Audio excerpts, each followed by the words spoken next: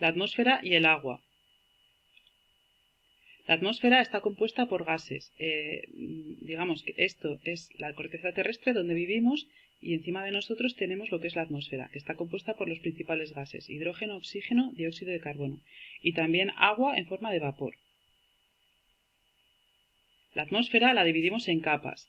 Nosotros vivimos aquí, lo que es la Tierra. La capa encima de nosotros es la troposfera, es donde tiene más aire respirable, el que nos sirve para poder vivir. Por encima de la troposfera está la estratosfera, que tiene la capa de ozono, que es una capa que permite que filtren ciertos rayos de sol que son nocivos para nosotros. Por encima de la estratosfera se encuentra la mesosfera. Aquí en esta capa es un poquito más fina, ya el aire es irrespirable, no podríamos vivir ahí. Y ahí ya se lanzan globos sonda los astronautas y los científicos para saber un poco cuáles son las partículas que hay en la mesosfera.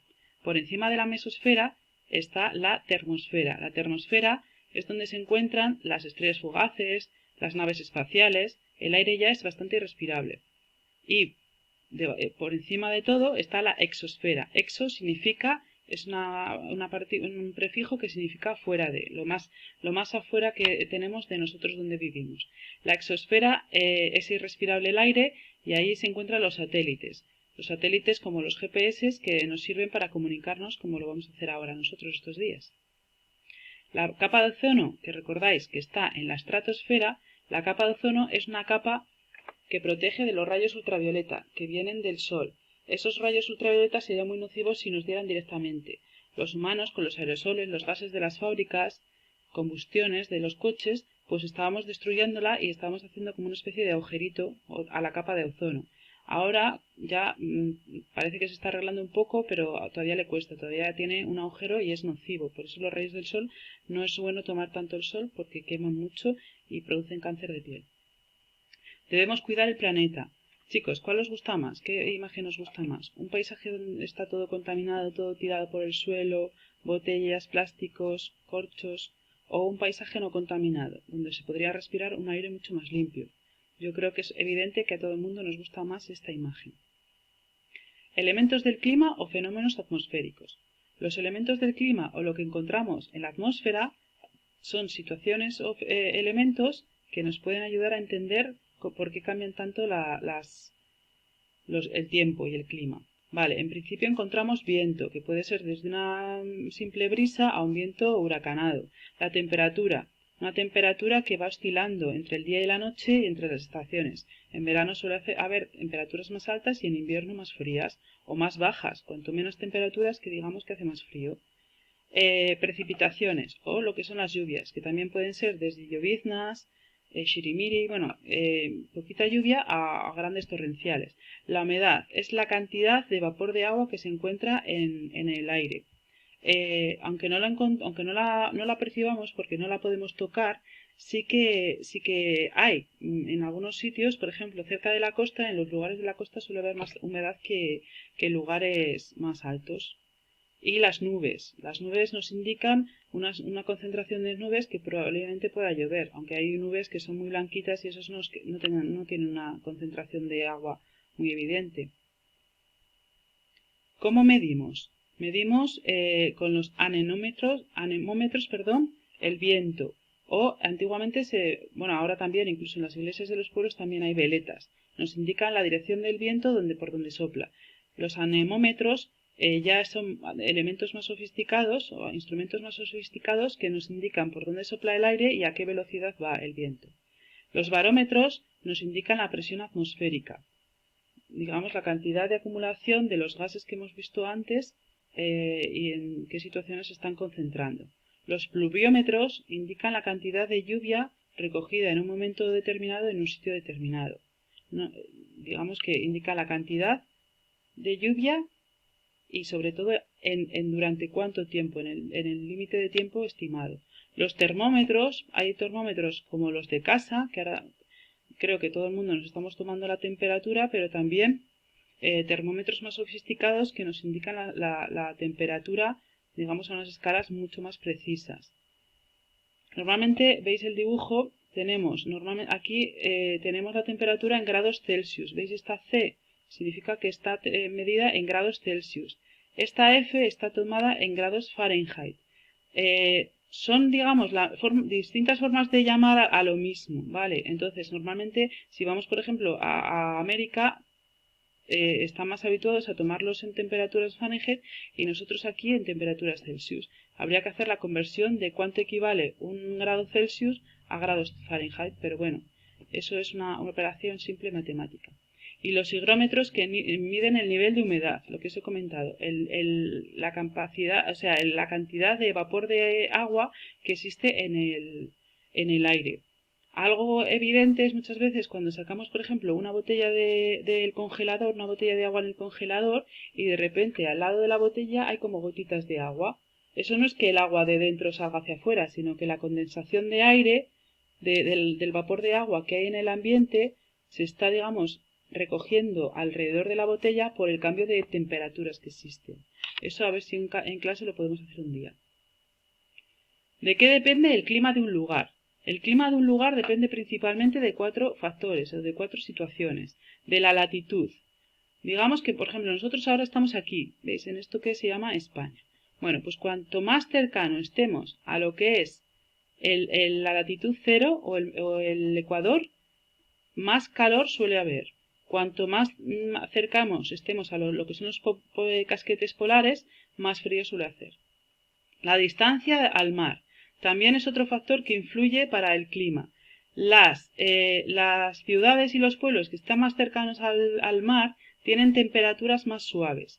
Más suaves quiere decir que las variaciones entre invierno y verano no son tan evidentes como nosotros, que por ejemplo estamos en el interior y y son situaciones a veces de un contraste térmico muy evidente. Hace a veces mucho frío y luego otros días hace más calor. En verano hace un calor brutal y en invierno bastante frío. También afecta a la altura. Cuanta más altura respecto al nivel del mar, más frío suele hacer. Y también depende del relieve. En zonas montañosas, por ejemplo, si estamos cerca de cordilleras, estas cordilleras impedirían que las nubes se acercaran mucho a lo que es, por ejemplo, esta población. Entonces, esta población, si le da el sol, pero las nubes no se van acercando, probablemente haga más calor que igual en esta zona, que están más escarpadas o están más altas también, pero también, digamos, cercano a que las nubes se acerquen mucho. Los climas normalmente tenemos como 3 tipos de clima en lo que es el mundo. Hablamos de un clima frío, de climas templados que digamos que no hace ni mucho frío ni mucho calor, y de climas cálidos que suelen ser predominantemente con bastante calor durante todo el año. Los climas de España encontramos, digamos, 5 climas, porque aquí no sale Canarias.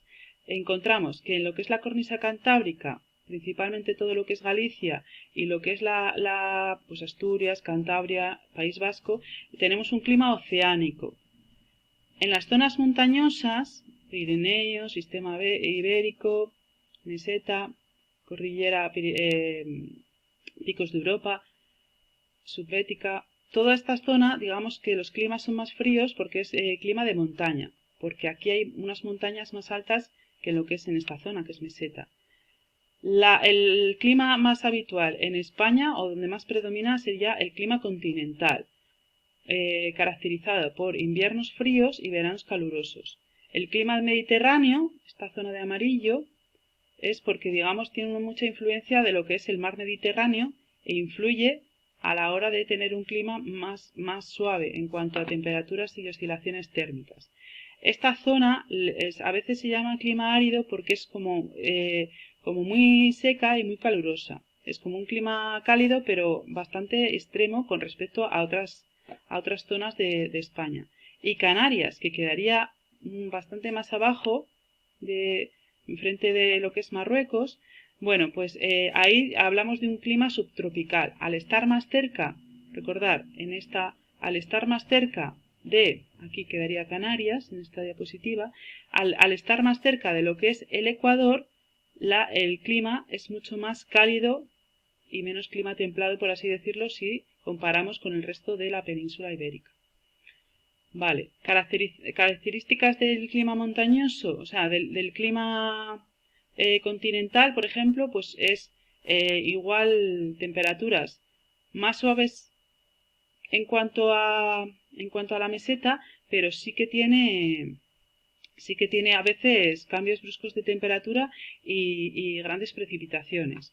Clima montañoso suele ser más frío, clima continental es donde nos encontramos nosotros principalmente, con lo cual, pues ya sabéis chicos, en invierno hace frío, en verano hace bastante calor, hay precipitaciones, pero tampoco igual tenemos en España en general, pues es un país que cada vez es más seco. Vale, el clima subtropical de Canarias es bastante cálido y el clima mediterráneo, con temperaturas suaves. Vale, otro punto importante es la hidrosfera. La hidrosfera está compuesto, es el estudio o es la ciencia que estudia las aguas. Las aguas pueden encontrar en el mundo, en la Tierra, encontramos aguas superficiales que están fuera, digamos, de la corteza terrestre y aguas subterráneas que están hacia adentro, que están dentro de... Vale, dentro de las aguas superficiales tenemos como dos grandes grupos, las aguas marinas, que son, digamos, aguas saladas porque son del mar, y las aguas continentales. Las aguas continentales son las que están dentro de los continentes, dentro de lo que es la Tierra y van a dar al mar. Bueno, se forman ríos, esos ríos a veces afluentes y luego acaban todos en el mar. Paso aquí. Oiga, no sé dónde estoy. Ahora. Bueno, sigo hablando. Dentro de las aguas continentales encontramos aguas quietas, que estarán en charcas, lagos, y aguas en movimiento, sobre todo principalmente a través de ríos. Y luego las aguas subterráneas son las que encontramos en grietas, en cuevas y en cavidades rocosas. La hidrosfera de España, esto principalmente va por los de cuarto. La hidrosfera de España encontramos principalmente que tenemos tres vertientes. Los ríos que van a dar al Mediterráneo llamamos que son los ríos de la vertiente mediterránea. El principal río de la vertiente mediterránea es el Ebro y lo tenemos muy cerquita de nosotros. Todos los afluentes, como el río que pasa por nuestro pueblo, va a dar al Ebro. Vale, luego está los ríos de la vertiente cantábrica, que son ríos normalmente cortitos y van a dar al mar Cantábrico. Me voy a pasar otra vez aquí. Vale, y van a dar al mar Cantábrico. Y luego los ríos de la vertiente atlántica. Los ríos de la vertiente atlántica suelen nacer en la meseta, suelen ser ríos largos, bastante largos, y dan al océano Atlántico. Estos ríos de aquí son más cortitos. Vale, pero por ejemplo el Duero, el Tajo, el Guadiana y el Guadalquivir son ríos bastante largos y dan todos a la vertiente atlántica. Dos de ellos mueren en lo que es la frontera, bueno, mueren en lo que es Portugal, y el Guadiana lo que hace es dividir la frontera, hace de división natural entre las dos fronteras, entre España y Portugal.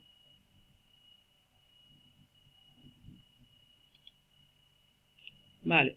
Esto sobre todo para los de cuarto. Los ríos que desembocan en el mar Cantábrico, las características son que son cortos, suelen ser caudalosos, bastante agua y régimen regular. O sea que no hay, digamos, el régimen regular es que no hay muchos cambios entre lo que es el verano y el invierno dentro de esos ríos. Aunque cada vez se está diferenciando más por el tema del cambio climático. Ejemplos, el Nalón y el Bidasoa. Bidasoa en el País Vasco, el Nalón en Asturias. Ríos que desembocan en el océano Atlántico Vale, pues son los ríos gallegos, las características son que son más cortos, son caudalosos y el régimen también es regular. El río más importante, más conocido es el río Miño. Ríos que desembocan en el océano Atlántico, pero que discurren por la meseta y la depresión del Guadalquivir. Son largos, ya os he comentado, son caudalosos y el régimen es irregular. En verano se suelen secar algunos, los más pequeñitos, ¿vale? Porque no todos son los largos. Largos son los que reciben igual muchos afluentes, como el río Duero, el río Tajo, ¿vale? El Guadiana y el Guadalquivir, esos son los grandes ríos, pero luego hay muchos más pequeños que son afluentes de. Ríos que desembocan en el Mediterráneo. Las características son cortos, lo que pasa que nosotros tenemos un río que es, digamos, la excepción que confirma la regla de los ríos mediterráneos, ¿vale? Porque el Ebro es largo y es regular, pero en general el resto de los ríos del Mediterráneo son cortos y poco caudalosos y régimen irregular. En verano muchos de ellos se secan.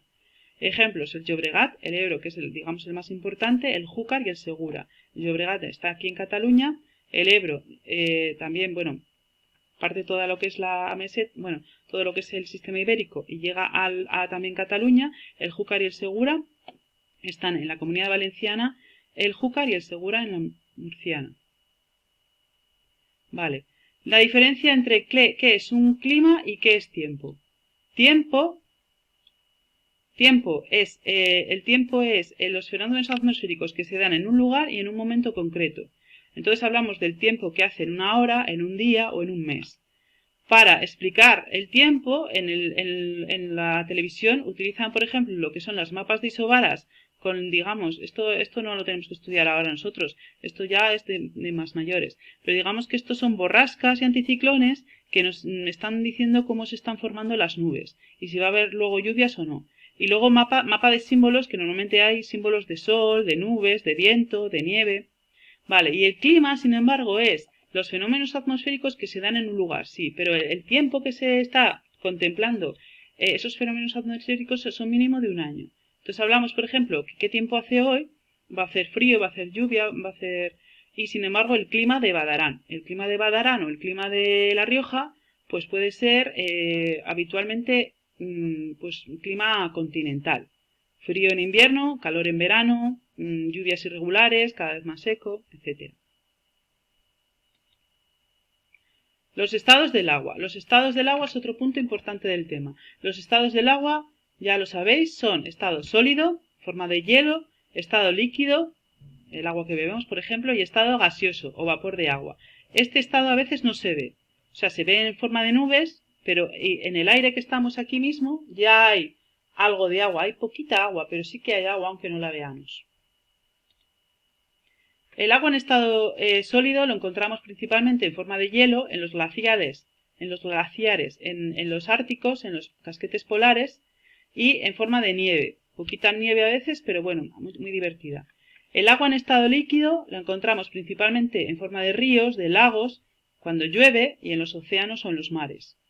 Y el agua en estado gaseoso lo encontramos en las nubes, en vapor, en la niebla y cuando, por ejemplo, ponemos a hervir una cazuela con agua, pues para hacernos un té o para cocer un huevo duro.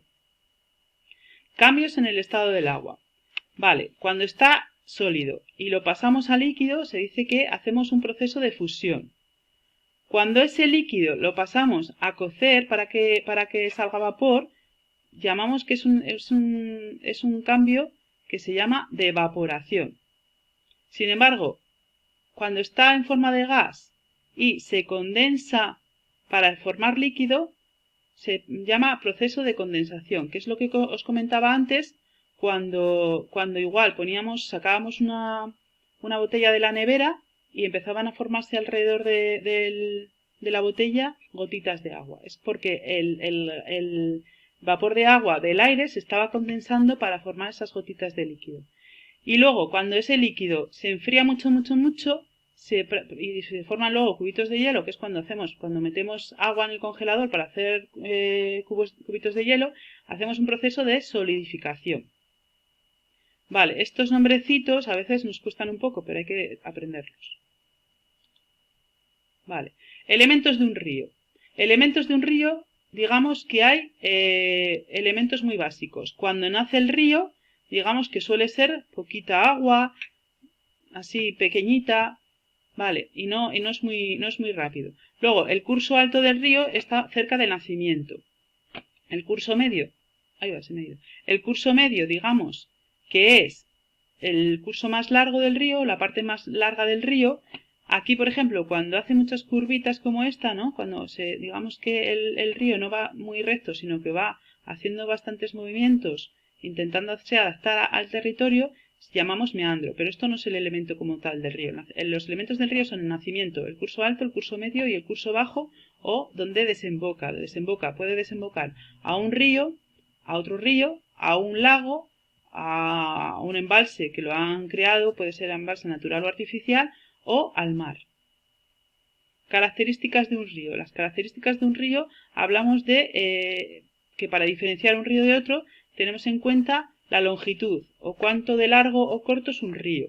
Hay ríos mucho más largos y ríos más chiquitos. El caudal es la cantidad de agua que lleva el río en un momento y un lugar determinado. Hablamos de que a veces pues hay ríos que tienen mucha agua, por así decirlo, y ríos bastante más secos, bastante más un poco caudalosos. El río Ebro, por ejemplo, es mucho más caudaloso que el río Cárdenas, obviamente. Y el régimen. El régimen es, digamos, la variación que tiene el río con respecto a lo largo del año. Caudal regular es que más o menos la cantidad de agua que lleva no varía mucho entre invierno y verano. Y sin embargo, muchos de los ríos en España, sobre todo los de la vertiente mediterránea, son irregulares. En verano se vacían o baja muy poca agua y en invierno suelen bajar pues con bastante más agua por, digamos, los deshielos de las montañas y las lluvias. Vale, usos del agua. Usos del agua lo hemos dividido en 4 grandes grupos. Podemos usar el agua a nivel doméstico para casa, obviamente lo usamos para beber, para cocinar y lavar las frutas y verduras, para ducharnos o incluso para regar las plantas de casa. Un uso, digamos, agrario o ganadero. En la agricultura es súper importante tener agua para regar pues, los cultivos.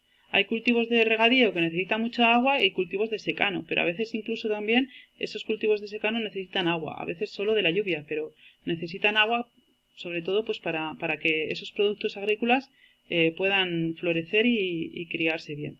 Y luego un uso ganadero. Los animales también obviamente necesitan agua para beber. Vale, un uso industrial. Las fábricas necesitan bastante agua normalmente. Hay fábricas que necesitan muchísima agua, por ejemplo, para fabricar papel se necesita muchísima agua. Hay otras fábricas que necesitan menos agua, pero en general las industrias necesitan muchísima agua. Y luego también un uso industrial creando o generando energía a través del agua. El agua la usan, por ejemplo, si el agua salta, la tienen a ver así. El agua la tienen, digamos, almacenada o embalsada en una zona y la dejan caer rápido, esa bajada rápida del agua genera mucha energía. Y entonces se generan a veces centrales hidroeléctricas para generar electricidad a través de las corrientes de agua. Y luego también un uso recreativo, en las piscinas, cuando vamos igual a bañarnos al río, etc. Cuidar el agua es cuidar la vida. Esto es súper importante. Tenemos que ser conscientes de que el agua es un bien necesario, vital. Sin el agua no podremos vivir y es necesario cuidar el agua. No desperdiciarla, no malgastarla, cerrar los grifos cuando no estamos cepillando los dientes o lavando las manos. Tampoco estemos ahí 800 veces, aunque ahora hay que lavarse bastantes más las manos. Cuidando los ríos, ¿vale? Y también intentando ver o hacerlo ver a otras personas que no lo hacen. Bueno chicos, hasta luego.